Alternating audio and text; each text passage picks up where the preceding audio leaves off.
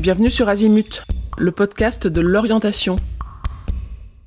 Un rapide épisode pour vous expliquer le principe de la liste d'attente dans la phase d'admission de Parcoursup.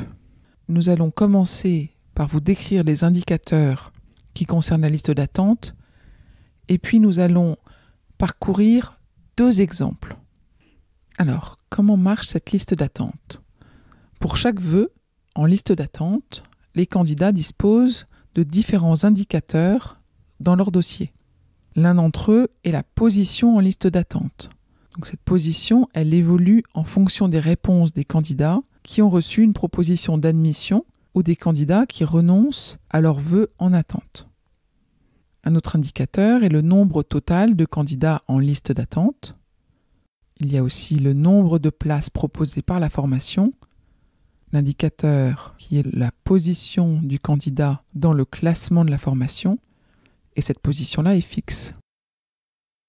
Vous trouverez également la position dans le classement du dernier candidat qui a reçu une proposition d'admission cette année au moment où le dossier est consulté. Et enfin, la position du dernier candidat qui a reçu une proposition d'admission l'année dernière, quand cette information-là est disponible.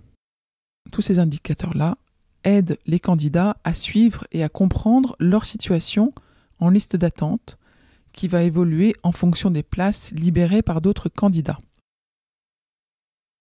Je vous propose de prendre un exemple, l'exemple de quelqu'un qui découvre sa situation à l'ouverture de cette phase.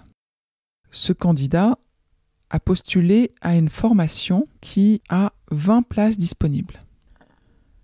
Il s'avère que ce candidat se trouve en position 30 dans le classement de la formation.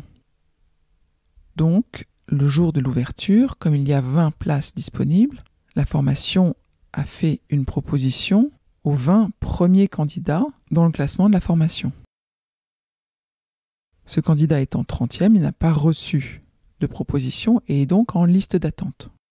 Ce candidat voit qu'il est 10e sur liste d'attente. Il va voir le nombre de candidats en liste d'attente. On va imaginer qu'il y en a 380. Et dans son dossier, une information très importante, c'est la position du dernier candidat qui a reçu une proposition d'admission l'année dernière. Imaginons que la position du dernier candidat à avoir reçu une proposition d'admission l'année dernière avait pour rang 250. Donc l'année dernière, la formation a été jusqu'au rang 250 du classement de sa formation pour formuler une proposition d'admission. Donc pour le candidat qui se trouve 30e dans le classement de la formation, il a de bonnes chances de se voir proposer une proposition d'admission, quand d'autres qui étaient mieux classés que lui auront refusé cette proposition d'admission.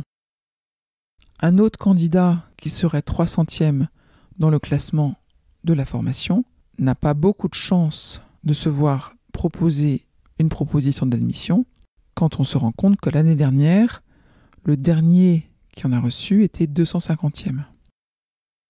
Néanmoins, c'est à prendre avec des pincettes et selon les volumes de places disponibles dans la formation, ces éléments peuvent bouger d'une année à l'autre. Donc pour résumer, ce qui est important de regarder, c'est son propre rang dans la formation et le rang du dernier candidat de l'année précédente qui a reçu une proposition d'admission.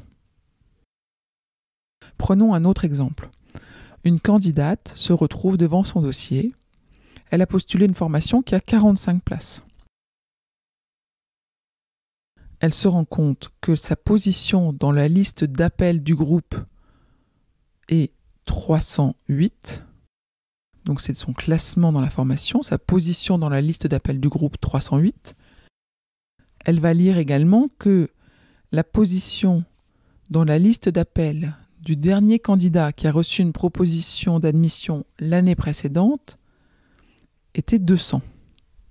Donc étant 308e pour 45 places, et surtout voyant que l'année dernière, le rang du dernier qui a reçu une proposition était 200e, il est peu probable que cette candidate reçoive une proposition de la part de la formation cette année. Nous espérons que cet épisode vous aura été utile pour mieux comprendre les indicateurs et les chiffres présents dans les situations de liste d'attente. Nous vous souhaitons bon courage et beaucoup de patience, car c'est dans le temps que les situations vont se débloquer dans la plupart du temps. Je vous retiens quelques instants de plus pour vous remercier de votre écoute fidèle. Les nombreux messages que vous nous envoyez nous touchent beaucoup et nous lisons toujours les avis que vous nous laissez sur Apple Podcast avec émotion. Si ce n'est pas encore fait, allez nous déposer 5 étoiles et rédigez votre commentaire sur Apple Podcast et sur Spotify. Vous pouvez également vous abonner pour avoir les épisodes dès leur sortie. Et surtout, partagez l'existence du podcast autour de vous, parlez-en. Pour bénéficier d'une lecture d'épisodes par thématique, nous vous recommandons d'aller sur notre site azimut-podcast.com. Vous verrez, tout y est très bien classé. Je vous souhaite une bonne journée ou une bonne soirée et à bientôt sur Azimut.